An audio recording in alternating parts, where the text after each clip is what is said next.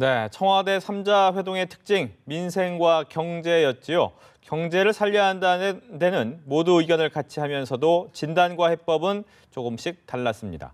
여권의 경제통인 이해운 전 새누리당 최고위원 어떻게 평가를 하실지 직접 모시고 관련된 이야기 나눠보겠습니다. 안녕하십니까?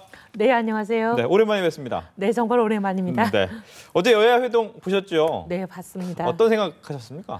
어제 회동 때까지는 제가 정말 막 박수치고 너무 좋아했습니다. 네. 아, 드디어 이제 소통이 시작되고 뭐 여뿐만이 아니라 다양한 국민들의 많은 얘기를 마음을 열고 폭넓게 이제 들으시는 그런 진정한 정치가 시작이 되는구나 했는데 네. 오늘 여러 가지 좀 안타까운 모습들이 보이면서 좀 걱정하고 있습니다. 예, 뭐 어떤 안타까움이 좀 있는지.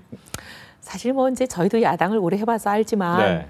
야당 10년 해보니까 야당은 이제 공격하고 문제점 지적하고 사실 국정이라는 게 잘하는 것도 있고 잘못하는 것도 그러잖아요. 네. 어떻게 사람이 하나님이 아닌데 100%다 잘하게만 하겠습니까? 근데 잘하는 거에 대해서 얘기하기보다는 잘못하는 걸 이렇게 고쳐달라고 계속 얘기하고 지적하는 게 어떻게 보면 야당의 역할인 것 같아요. 예. 그럼 잘못한 걸 좀 지적한 부분에 대해서 국민들도 다 새겨서 듣습니다. 야당 대표가 와서 뭘 잘못했다 그런다고 야당 대표 말만 다 100% 믿고 그러지도 않거든요.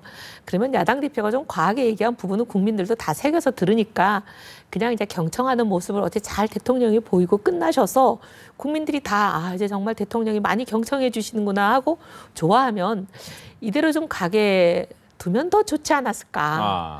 그걸 또 막 조목조목 반박하니까 또 야당이 벌써 부총리 경질했는데 어떻게 됐냐 이러고 또 벌써 싸움이 시작되는 이런 국면으로 막 가잖아요. 네.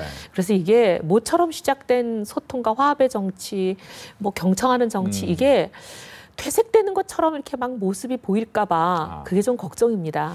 말씀하신 것처럼 아마 경제 부분에서 이제 어제도 좀 첨예한 부분이 있었습니다. 특히 이제 경제가 활성화돼야 된다는 데는 둘 다 같은 의미를 갖고 있지만 어떤 식으로 해야 되느냐라고 했을 때 좀 다르더라고요.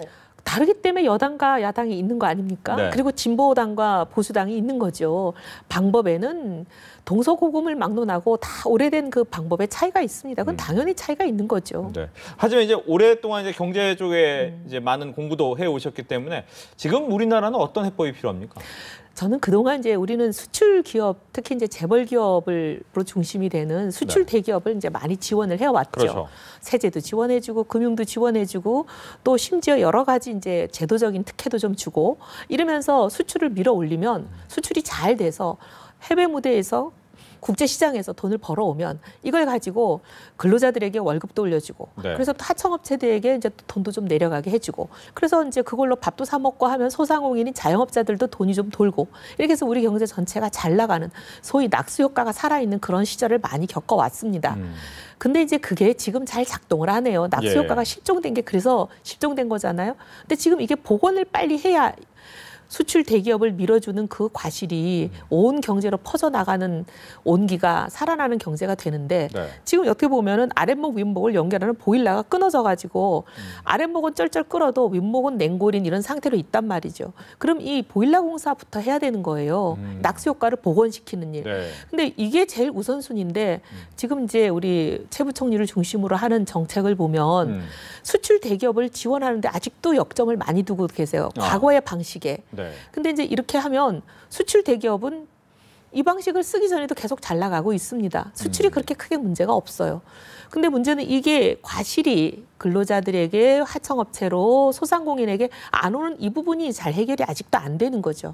그래서 여기에 더 방점을 좀 둬야 된다. 저는 그렇게 보죠. 그렇다면 이제 최근에 있었던 것이 금리 인하 아니었겠습니까? 금리 인하가 어떻게 보면 안에서 좀 대출도 돈이 돌아가면서 이런 부분이 있었으면 좋겠다라는 생각을 한 것 같긴 한데 오히려 이 금리 인하가 이 문제를 더 부추겨요. 더 악화시켜요. 왜냐하면 금리 인하를 하는 목적이 좀 이제 투자도 활성화시키고 그래서 금리 인하가 되면 환율이 올라가니까 우리 물건을 수출하는 수출업자들 입장에서는 수출이 좋아지는 거거든요. 왜냐하면 여기서 1,000원 하던 물건을 1달러 하던 거였으면은 환율이 올라가면은 뭐 예를 들면 0.5달러에도 팔 수 있는 상황이 오는 거니까.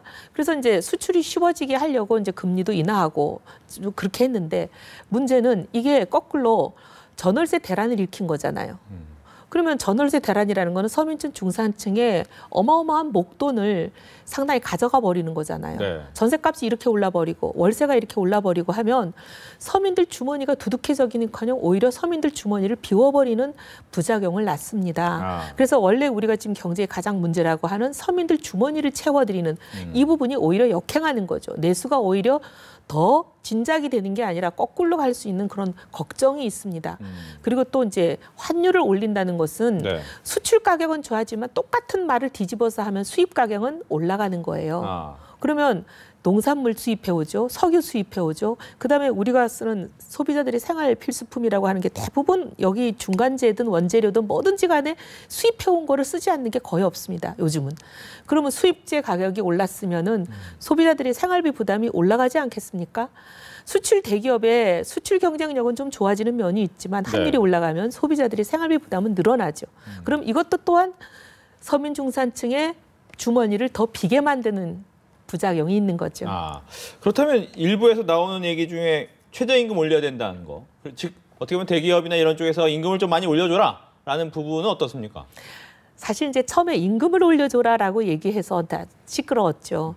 임금을 올리게 되면 이제 많은 경우에 임금을 올릴 여력이 있는 데들은 뭐 재벌 기업들은 좀 여력이 있지만 뭐 소위 소상공인들이나 1인 사업장, 2인 사업장 이런 가게들 이런 데는 임금을 올릴 여력이 좀 적다 이렇게 보기 때문에 임금 올려라라고 막 정부가 압박하게 되면 결국 뭐 재벌 기업 중심으로 임금이 오른다고 치면 현재 이제 주로 정규직 근로자들 임금은 오를 거고 비정규직 근로자들 임금은 좀 영향을 덜 받지 않겠습니까?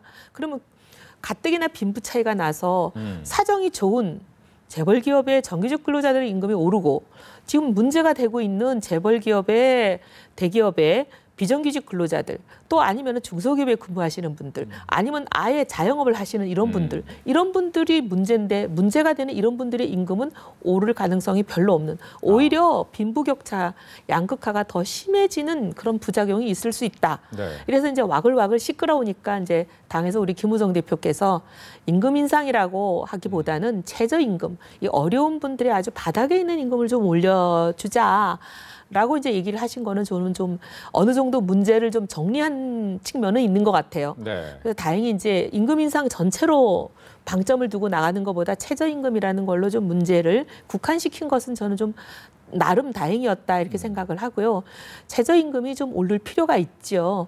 근데 이것도 너무 무리하게 뭐 급하게 하다 보면은 또 다른 원치 않는 부작용을 가져올 수 있기 때문에 우리가 이것도 단계적으로 그다음에 또 합의하면서 또 경제 관련 이해 당사자들을 설득하면서 많은 동의를 구해내는 이런 리더십을 발휘하는 과정이 필요하다고 봅니다.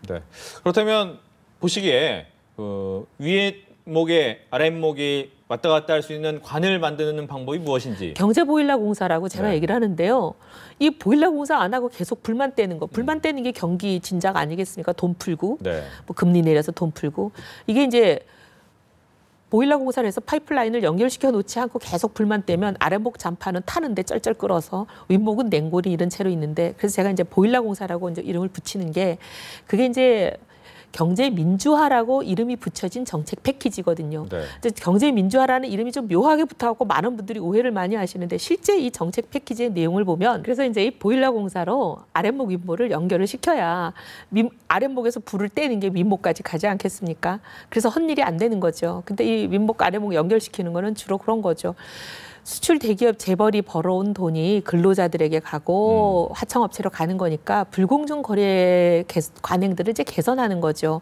그동안 보면 뭐 밤새 하청업체들이 기술을 개발해도 그냥 기술을 원청업체인 재벌이 그냥 탈취해 가버려도 아무 속수무책이었던 이런 부분들을 절대 그런 일이 일어나지 못하도록 엄단하는 법과 제도를 정비하고 그다음 그동안은 보면 납품대금을 왜 어음이란 형태로 그냥 돈도 안 주고 종이 쪽지 하나 주고는 뭐 1년이 지나도 안 주는 경우도 있고 사실 뭐 단가 후려치기도 많이 하고 이런 어떻게 보면 잘못된 관행들이 많이 있잖아요.